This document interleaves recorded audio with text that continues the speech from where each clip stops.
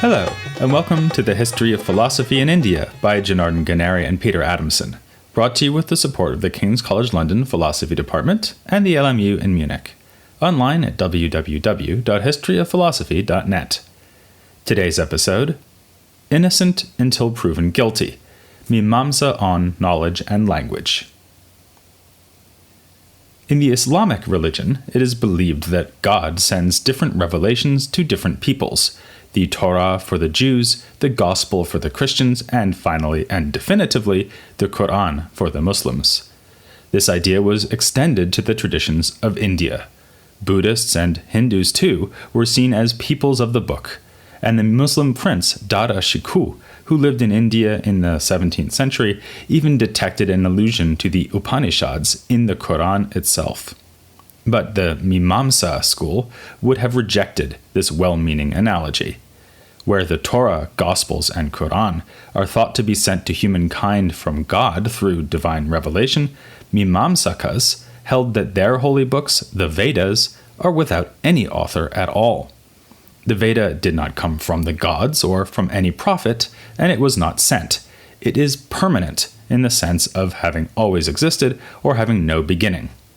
And since the Veda consists of words and sentences, this implies that language itself is permanent, a consequence that Mīmāṃsakas were more than happy to embrace. Already last time, we mentioned this idea and said that it formed part of the Mimamsa attempt to establish unimpeachable authority for the Veda. But why depend on such a radical proposal, one rejected even by other Brahminical schools like the Nyaya? The short answer is that if the Veda is permanent and has no author, then it cannot contain any errors. After all, errors only arise when there is someone, like an author, who is in a position to make a mistake. If the Veda has no author, it must be entirely trustworthy. The long answer will consist of the rest of this episode, and will mean looking at Mimamsa ideas about knowledge and language. The Mimamsakas ground their account of the Veda in an empiricist and naturalist account of human knowledge. Roughly speaking, their reasons for acknowledging the truth of the Veda are the same as your reasons for acknowledging that you are hearing my voice right now and that the objects in your immediate environment are what they seem to be. The roots of this epistemology lie in a passage of the Mīmāṃsā Sutra where Jaimini writes, "Perception is the knowledge which one has by the senses coming in contact with something existent." He's straightforwardly endorsing the idea that sense perception can give us accurate information about things. To put it in the terms of later philosophical developments, sensation is a pramana, a source of knowledge or justification. But we know from our earlier discussion of skepticism in ancient India that such claims were not going to go unchallenged, and it looks as though the skeptic will have a particularly easy time casting doubt on this particular pramana. She need only point out that sensation is often misleading. That stuff cooking in the pan looks like rice, but it's actually tapioca. That guy looks like Jim Rice, who used to play baseball for the Red Sox, but it's actually his twin brother. Of course, the empiricist can insist that sensation is very rarely misleading, so we can depend on it generally speaking. But Mimamsa do not seem to be ideally placed to make that response because they are happy to use so-called rice-in-the-pan reasoning in other contexts. They are happy to say that all the rice is cooked if one grain is soft, and that the details of one ritual can be transferred to another. So how can they stop the skeptic from arguing from the misleading nature of one sense experience to the doubtfulness of sensation as a whole? The Mimamsa answer is that sensations are innocent until proven guilty. The idea comes into the commentary tradition quite early, already before Shabara's authoritative commentary on Jaimini. We should take every cognition to be true unless it is trumped by another cognition that overturns it. The commentators, including Shabara, do readily admit that a variety of factors can undermine sensation in this way. You might taste the stuff in the pan and realize it is too sweet to be rice, or you might be drunk or deranged, which would undermine your sensations and beliefs more generally. Nowadays, philosophers would call such things defeaters. In the absence of anything that defeats a sense perception, the perception should be taken as true. In a further development of this idea, Kumarila Bhatta states in his commentary on Shabara's Bhāsya that sensations possess what he calls svata pramanya, meaning intrinsic validity. What does this mean? Later Mimamsakas couldn't agree. A minority view understood Kumarila to be saying that a sensation is valid so long as it arose in a reliable way. As long as you are not in fact deranged, drunk, and so on, your cognitions are reliable. It is up to each of us to check whether our cognitions arose in a trustworthy fashion, and if so, we can and should put our trust in them.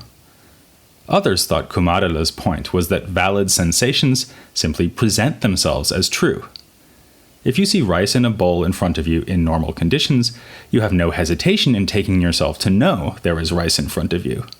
Only if there is some warning sign, like a strange taste to the rice or an awareness that you're drunk, would you even consider doubting the perception you are having. And this is exactly right, according to Kumarila.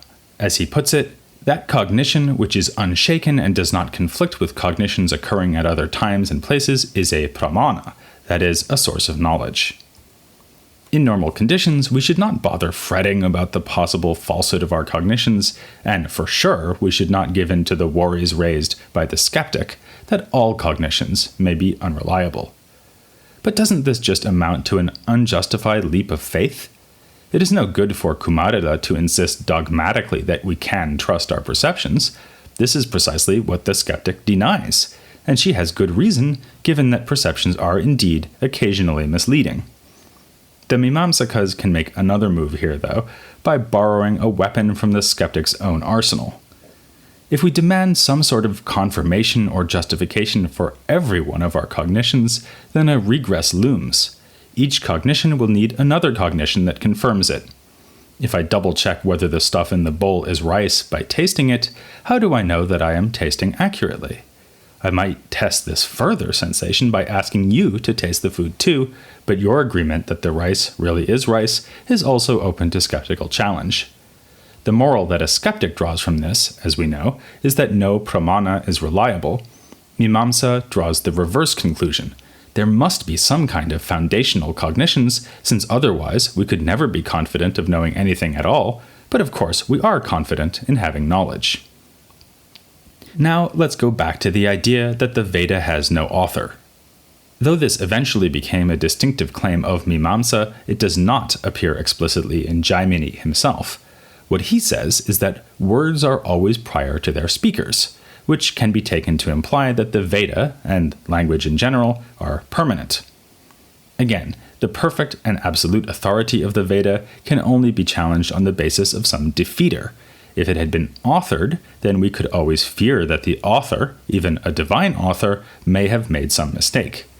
We should trust in sensation unless we have reason to think that the sensation came about in some kind of defective manner. We should trust in the Veda in exactly the same way, except that in this case there can be no worry that it came about in a defective manner, because it did not come about at all. It may seem that this purchases the authority of the Veda too cheaply. Its validity is claimed to be supreme simply because it has no competition, so it wins by default. But put yourself in the position of Jaimini or Kumarila. Certainly, the Vedic tradition was coming under fire from Buddhists, Jainas, and others, so it's not as if the Mimamsakas were oblivious to the phenomenon of religious pluralism, yet Kumarila was confident that the alternatives could easily be exposed as invalid. The critics of Vedic ritual, meanwhile, had provided no good reasons to doubt the efficacy of the ritual, or at least no reasons that the Mimamsakas thought were any good. Finally, if there were good reasons to doubt, we would know about them. Kumarila is so confident in the sources of human knowledge that for him, the absence of a cognition supporting something is a good reason to reject that thing, as long as the conditions are favorable. If you are in a position to know about the contents of a pan, yet have no evidence that there is rice in the pan, that in itself would be reason to believe that there is no rice in the pan. Likewise, there is no cognition, nor even the possibility of any cognition, that could overturn Vedic authority. With no defeaters in sight, Mīmāṃsā declares victory. Their stance on these issues has various other implications. One takes them into conflict yet again with the Buddhists. Where Buddhism denies the existence of an enduring self, Mīmāṃsā insists upon it. we recognize automatically that there is an I who is experiencing the things we remember experiencing and feel that this is who we still are. Just as I see that there is a dirty pan in the sink waiting to be washed, so I remember myself eating the rice that was prepared in that pan. Making short shrift of the nuanced critique offered by the Buddhists, Mimamsa simply assumes that we are right in taking ourselves to be enduring subjects of experience, since there is nothing to defeat that impression. And again, one might add that nothing could overturn the impression that one has a self. But the most far-reaching and celebrated aspect of the Mimamsa view on the beginninglessness of the Veda is their inference that language itself must have no beginning. The Mimamsakas offer a whole battery of arguments to support this surprising claim. For one thing, they say, children learn language by watching adults use language. We have no evidence that things have ever been otherwise. So, basing ourselves as always on our experiences of the world, we may assume that language like the Veda has always been passed down from generation to generation. Furthermore, there is good reason to think that things cannot be otherwise. Take a word like cow, or in Sanskrit, go. Incidentally, you can tell a lot about a culture by the meaning it assigns to the syllable go. For ancient Indians, it meant cow. In Japan, it means a board game of almost infinite complexity and subtlety, while for Americans, go is where you start when you are trying to build a monopoly. The word cow, in any case, refers not to any particular cow, but to cows universally. When I say it on numerous different occasions, I am using the same word over and over, not a new word each time. Or we might say, appealing to Mimamsa epistemology, that it certainly seems I am using the same word over and over, and there is no reason to doubt this, so we can take it to be true. The Mimamsa argument here may seem rather unconvincing, insofar as it assumes that the word cow has either always been with us, or is actually a new word every time it is uttered. There would seem to be another possibility, namely that each word is introduced at some point and thereafter comes to be used with a stable meaning, thanks to convention and agreement among the users of the relevant language. But against this, Mimamsa argues that even if one can learn the meaning of individual new words, there is no way to introduce language as such. It is impossible to learn to speak or understand speech without engaging in and observing linguistic activity. Children who are learning to talk have to discover the meaning of each word by seeing how their elders talk. Once we are competent language users, we can learn new words by hearing them explained with other words, but it's inconceivable that this process could ever have begun from a situation where there was no language at all. But a critic who wants to resist the Mimamsa account will not be so easily cowed. She can point out that, on the Mimamsa theory, words supposedly have universal meaning. Yet if I say to the person assisting me in a ritual, "Bring the cow," a standard example in the Mimamsa texts, then I am referring to some specific cow, not cows in general. How can this be if the word cow is universal in its reference? The answer given by Mimamsa is that a word on its own cannot refer to anything in particular. For this, you need context, which at least includes the context provided by the rest of the sentence, and probably also other sentences and the circumstances in which they are spoken. By putting the words "bring the" in front of the word "cow" as I'm erecting a post, I can get my assistant to understand that he should fetch the particular cow that is about to be tied to the post and sacrificed. Even if this answer satisfies the critic, it will not satisfy the Mimamsakas themselves. As the tradition developed, a dispute emerged concerning the relation between words and sentences. This was one aspect of a split within Mimamsa, with two rival factions following the lead of the commentators Kumarila and Prabhakara. Kumarila accepts that words have a general meaning when standing by themselves. The simple utterance cow does signify something. But that meaning is affected by putting the words into a complete sentence, connecting them so as to produce a new composite meaning. This is why Kumarila's idea was called the theory of the connection of what has been expressed. By contrast, Prabhakara teaches that words must appear within a sentence in order to have any meaning at all. This view is called the theory of expression through what has been connected. His view may seem rather implausible. Surely, if I just say the word cow, it does call to mind some meaning. But Prabhakara's view should not be dismissed so easily. Certainly, many words do seem to lack fixed meaning apart from context.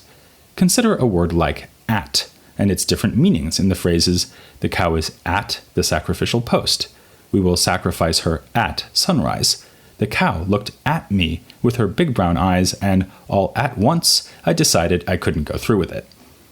What Prabhakara is saying also makes particular sense, given the overall aim of Mimamsa, which is an inquiry into ritual injunctions like the one we mentioned last time.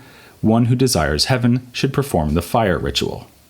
Injunction is the most important of the 4 kinds of statement found in the Veda, the other 3 being the formula or mantra spoken during the ritual, the statement that indicates a name, and the explanation of a goal pursued in a ritual context. In the work that kicked off this whole tradition, Jaimini stated that a ritual injunction is a meaningful unity composed out of the words it contains. And of course, not just any string of words will do. Here, Mimamsa draws on the resources of Sanskrit grammar, carrying forward Panini's idea that the action expressed by the verb is central to the meaning of a sentence. The distinctions they draw here can be quite subtle, as when they point out that verbs may be put in the middle voice when the action in question is performed by the sacrificer and not the attending priest. The middle voice indicates that one is performing an action for oneself and not for somebody else. A more basic point about ritual injunctions takes us back once more to the core mission of Mīmāṃsā, which is to inquire into Vedic language. Whereas normal everyday language typically describes the world we see around us, an injunction inevitably makes reference to something that is not yet present. This, of course, is the goal sought in the ritual. The fact that ritual injunctions are directed to the future shows that their validity is not grounded in sense perception. When the Veda tells you how to sacrifice so as to have children, get rich, or for that matter, get to heaven, it is looking to an unobservable future reward. This is distinctive, even definitive, of the language that reveals Dharma. By the way, we have here another reason why the Veda cannot be trumped or overturned.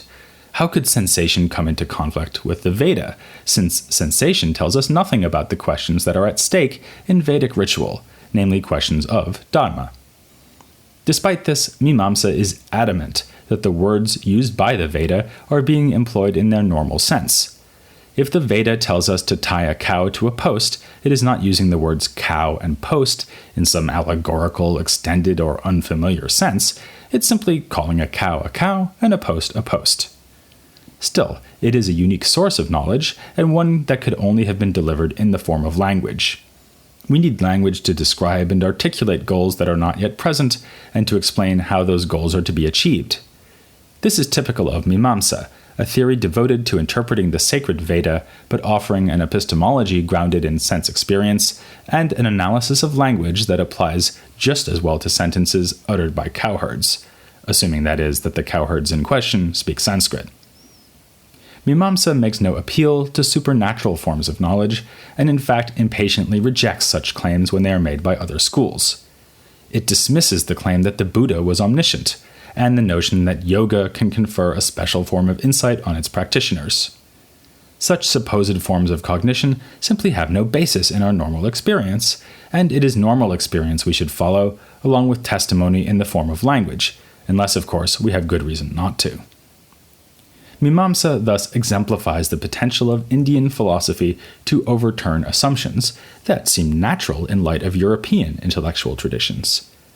We may easily suppose that a devotion to scriptural authority must come together with a belief in higher supernatural forms of cognition, and with a belief in revelation that erupts into history, dividing the ignorant past from a new age that is graced with previously inaccessible truth. No European thinkers can beat Mimamsa when it comes to respect for scriptural authority, yet its adherents vehemently rejected the rest of that supernaturalist picture, fusing a hermeneutics worthy of Augustine with an empiricism so hard-nosed that it might impress David Hume.